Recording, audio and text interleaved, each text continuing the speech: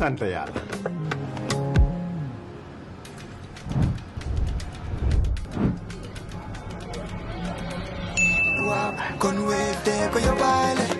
looy xaar utal Wave nga scan nga fay te nag doo ci yokku dara.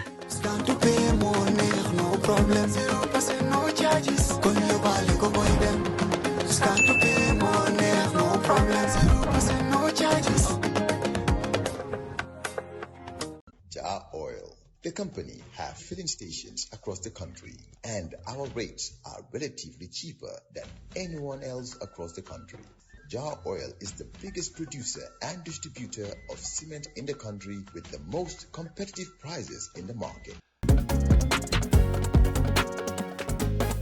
In the Gambia, we all move to different paces. Time is money, convenience is power, and now both are in your hands. No more long lines, no more late payments, no more missed chances. Not anymore. Because now the Gambia has its own super app, Zap. One app, one tap, endless convenience. Send money instantly, pay your bills in seconds, shop without borders, pay your rides, order your meal, buy your ticket, deposit and withdraw money for absolutely free. No extra charges, no hidden fees, only on Zap Super App. This is not just convenience. This is confidence. This is the future in your hands. And the best part, Zap is born right here. Built for us, designed for every Gambian home, every Gambian dream. So don't wait in the past. Step into the future. Download Zap today on App Store and Play Store and enjoy endless free services. Call us today on our toll-free number 1666 or on 260-0001. Zap, all in one, all for you. Tap in, zap in.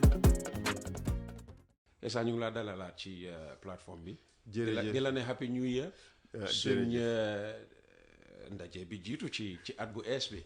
kontaan nañ Peter liñ fi ñëw toog tey di ñaanal Gambie yëpp yàlla defal leen jàmm.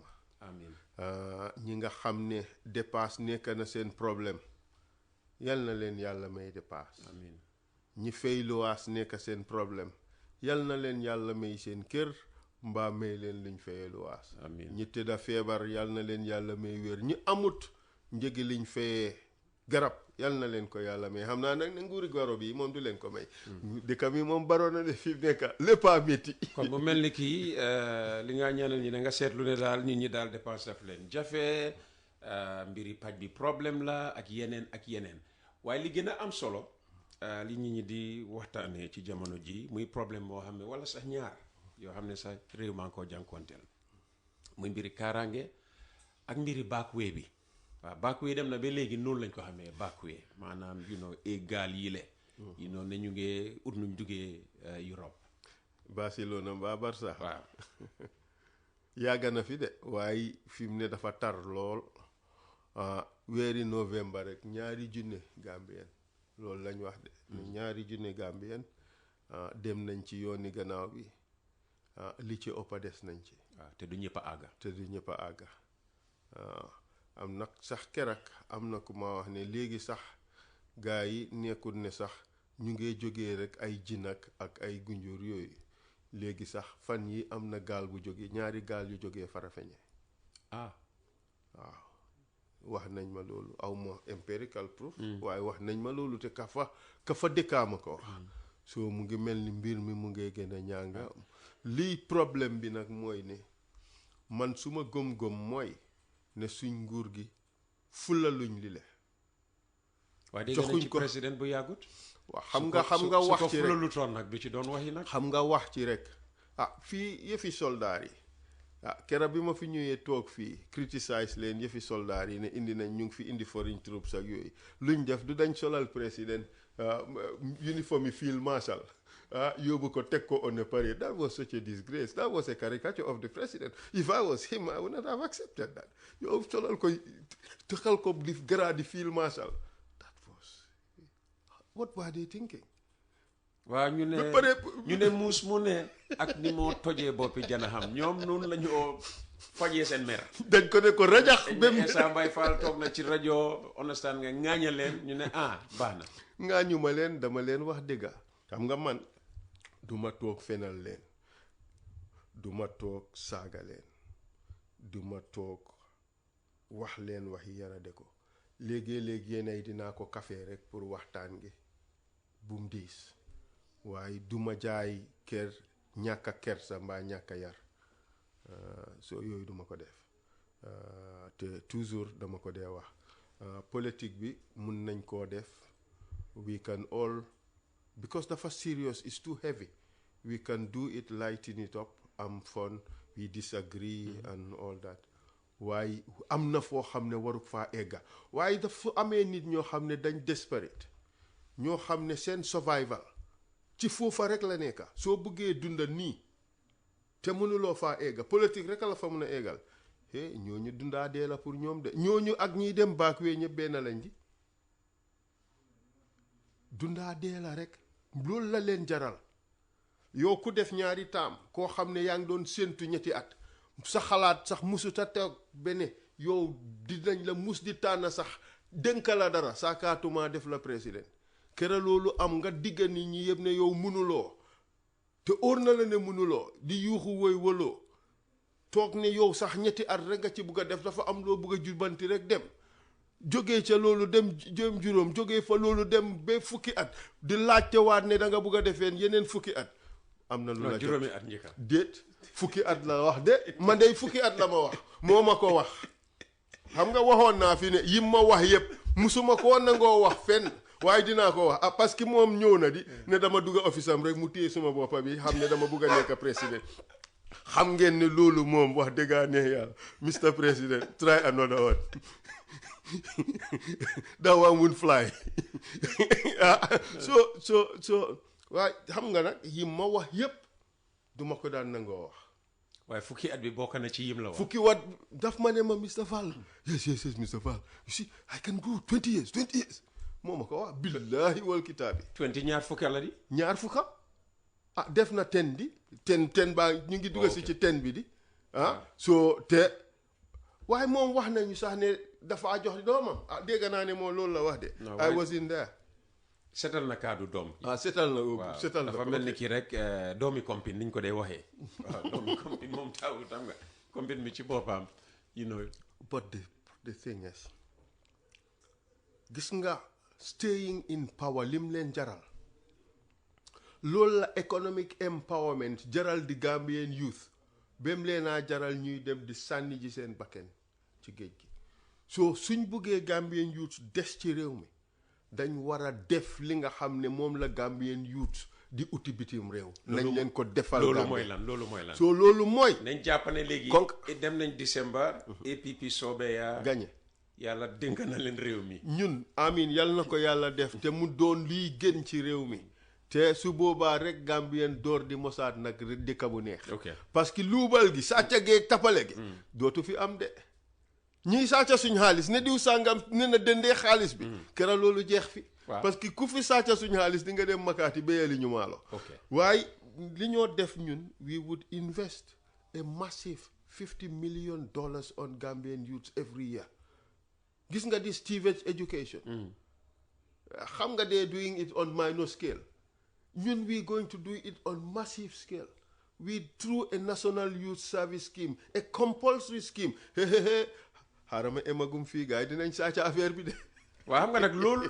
gis nga nag loolu la leen gars yi dee attaqué ne soo leen ñëwee ci rajo bi war a wax nit ñi yéen soo leen jëloon réew mi li ngeen a def ne da ngeen a toog foofu rek yéen da ngeen a ŋaañe rek wax naa ne da ngeen a ŋaañe wax naa ne dañoo am a compulsory national youth service scheme boo xam ne dinañ def $50 million annually our first and primary the first objective would let me finish is to change the mindset and orientation of the Gambian youth teach them patriotism def patriotism seen xel def patriotism seen xol ba tax ñooñu suñ génnee foofu duñ toog seetaan kuy sàcca seen alali réew kuy yaaxa seen réew so but bëgguma go into the details of the program dama la jox tidbits rek ci mbiri 50 million boobu noonu every year réew moo xam ne mu ngee dundee yalwaan ñun ñaan lañoo dundee grants suñ amul ku ñu may ñu leb moo tax bor ak ñu bëgg a rey naka nga waay réew moomu fooy jëlee this $50 million bii nii annually at bu jot my bro xam nga ni loolu question la bu gaay di laaj pour jaxase karta gi pour nit ñi ne lii wax la rek. But let's look at the waste. President's office, $1.2 billion ci at bi. It's a massive waste. So fa dogee benn $400 million wàññi na fële. The Meet the People store bi nga def nii ay 60 something million wàññi na leneen. Loolu gaay di luubal gis nga just suñu reorganiser the tax system, especially import duties, ñu inject greater transparency, reduce the tax, increase the punitive measures. I can tell you ne we would produce amount of revenue boo xam ne yow sax dina la sokk.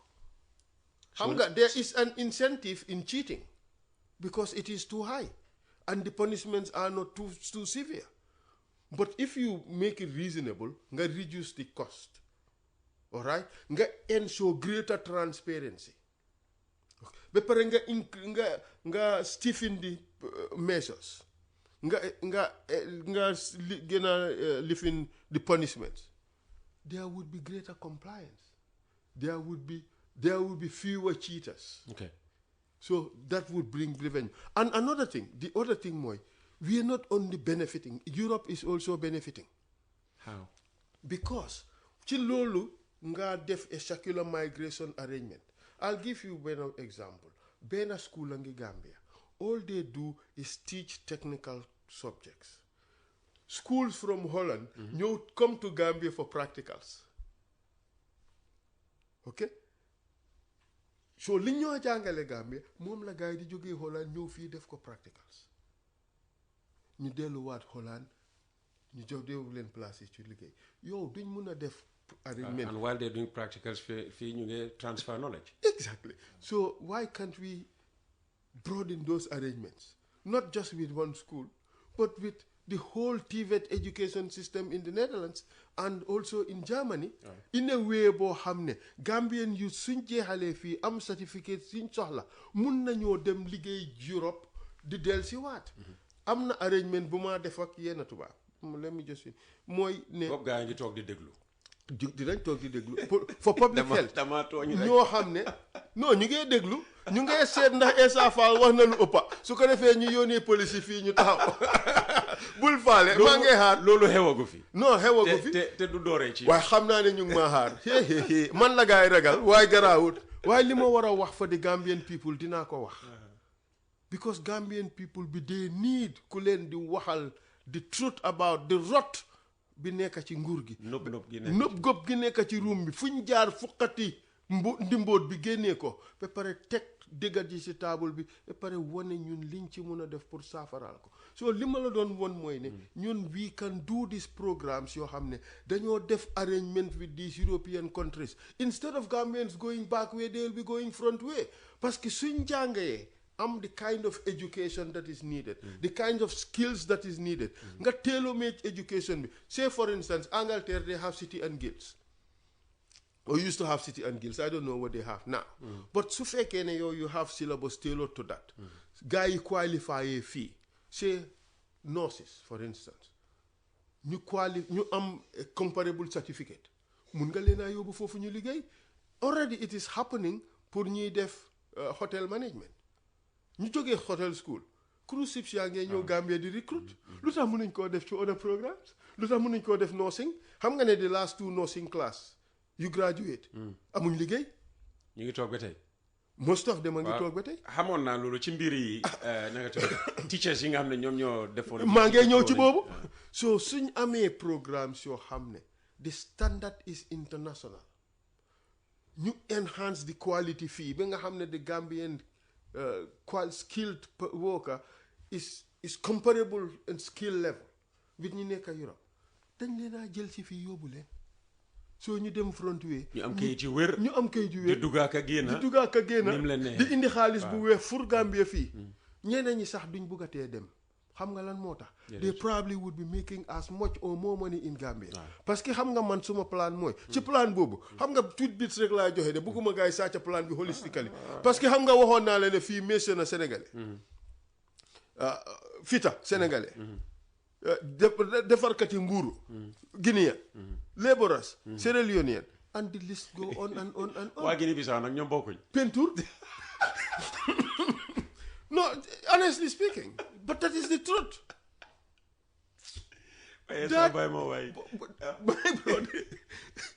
it's no like it's so serious xam nga and it's comical so yow soo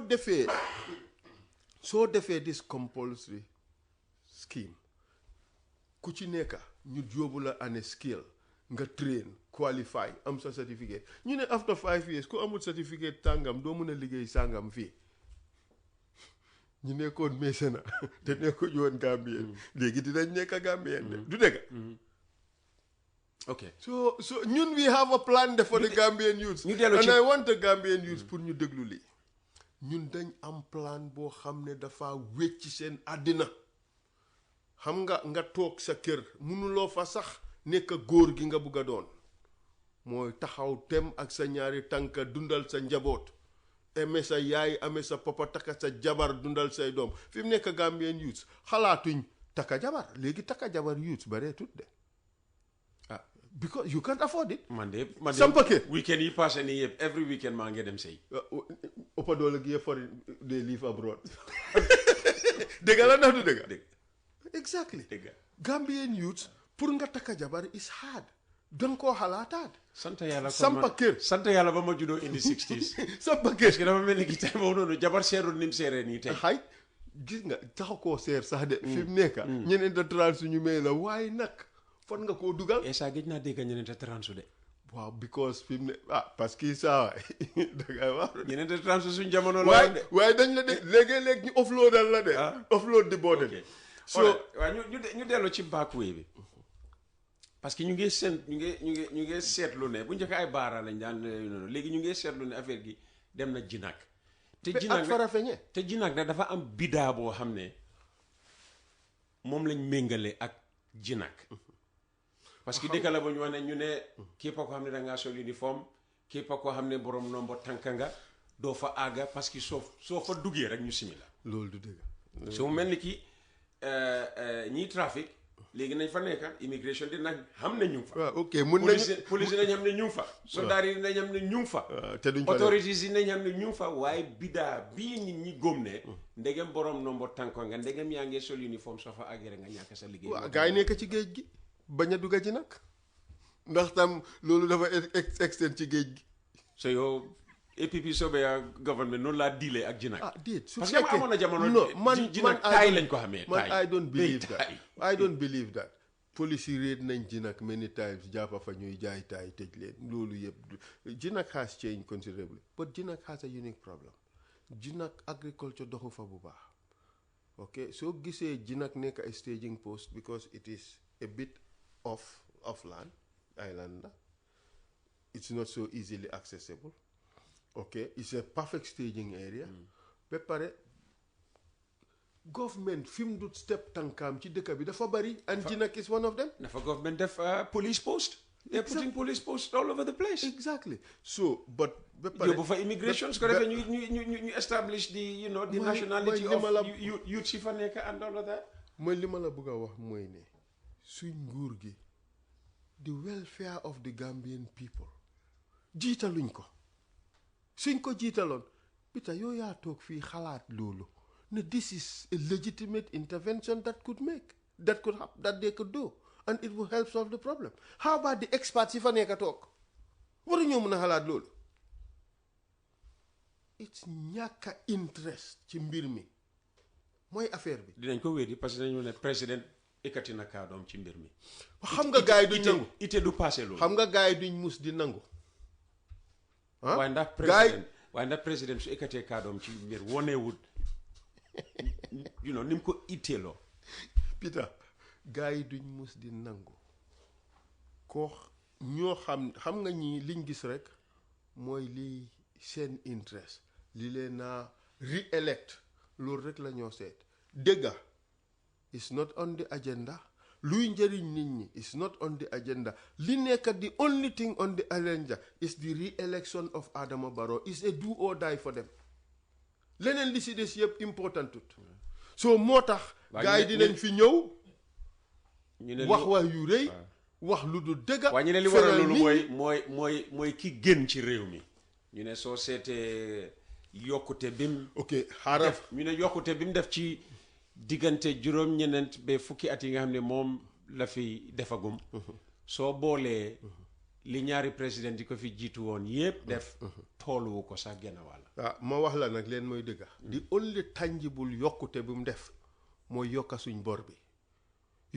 bor bi ba nga xam ne kenn mënatut a nokki yokka suñ bor bi ba nga xam ne every day the dalasi is going down loolu mooy cause the sufferation in this country every day dalasi baa ngee dem down imaginal pharmacy 3 years running ñu ngi leen fay the same amount of money for 1 kilo of their produce waaye ñoom ba tey ñu ne ñoom li ñoo jëndee moo gën a néew ñoom li ñoo jaayee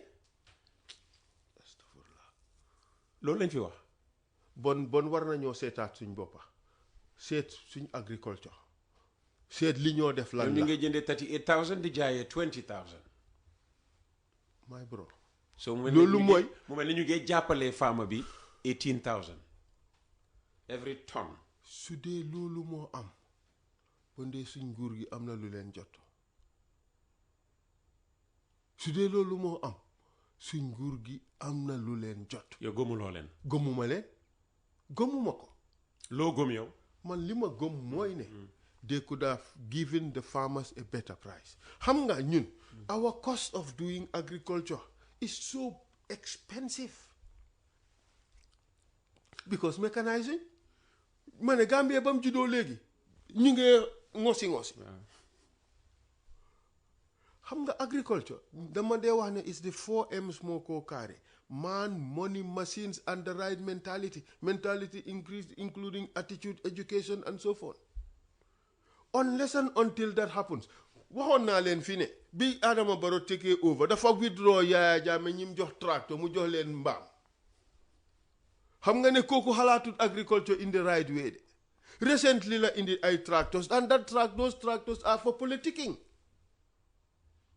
They are intended to boost his political standing and not to increase the yield for farmers.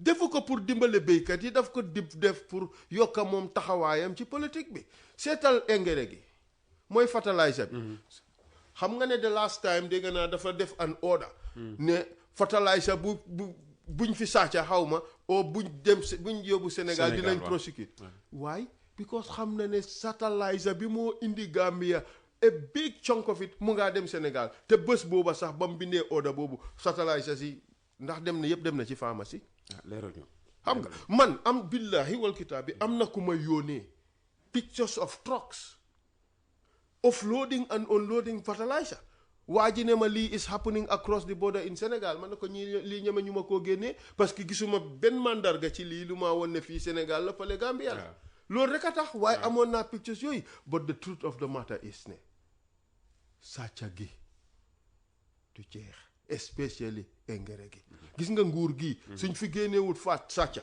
waaye Adama Barrow mu ngee fat sàcca yi ci naka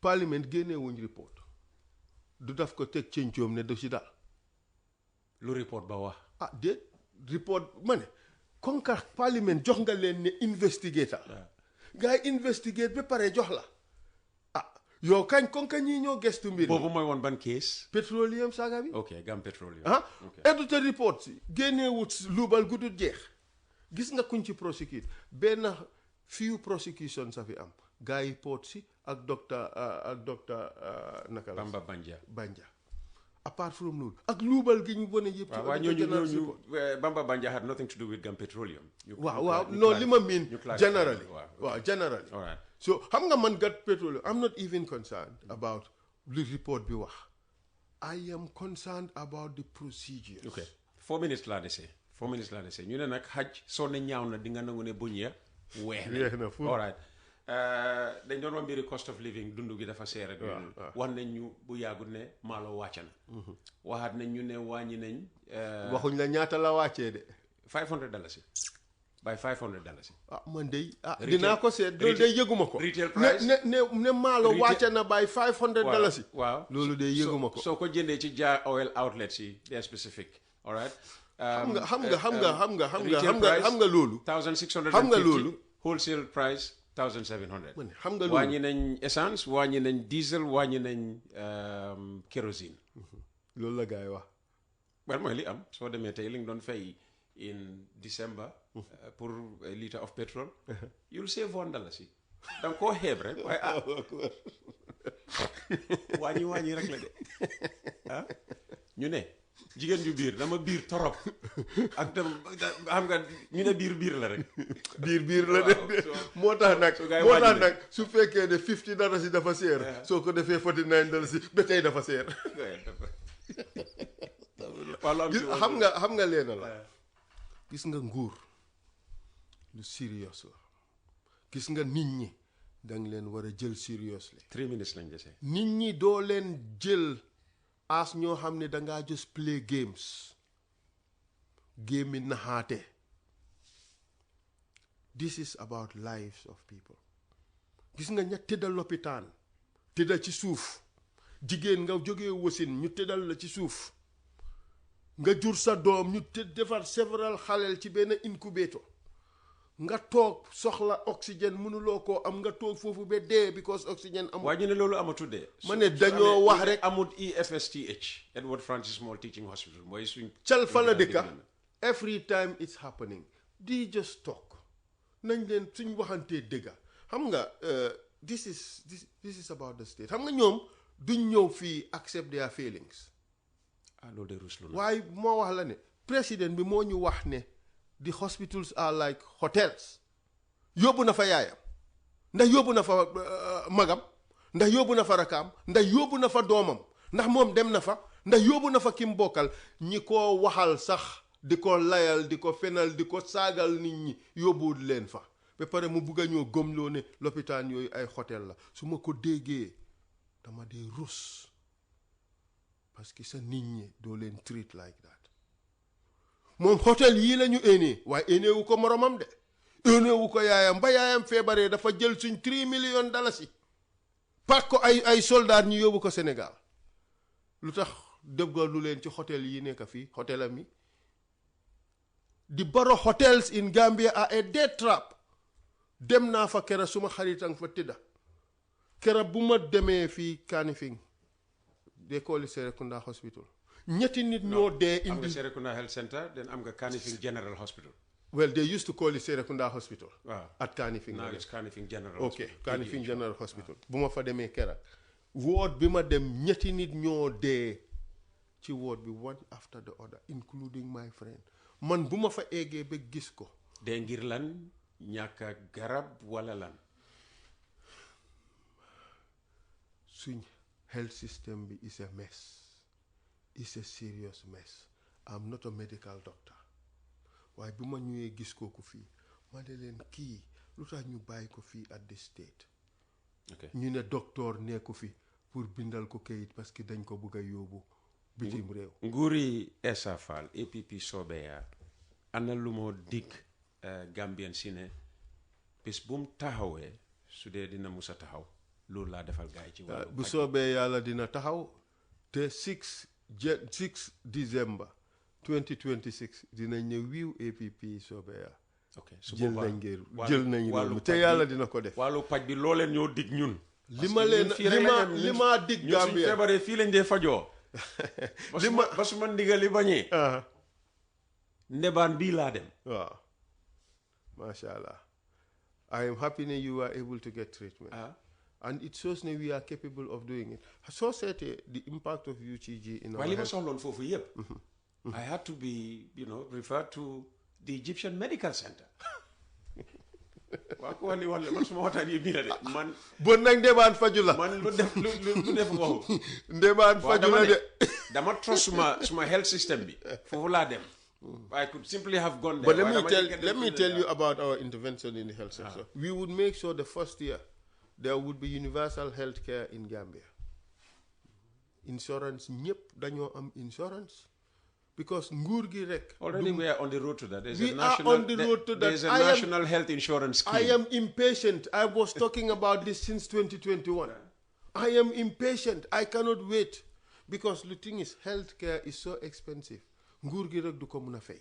But man fépp fu ma dem laaj naa Gambians ndax suñ la ne nga fay $500 ci at bi soo feebaree nga am healthcare ndax di nga nangu dañ laa ne waaw. But just imagine if all of us would pay $500 each. Lolu add up to the government di fay.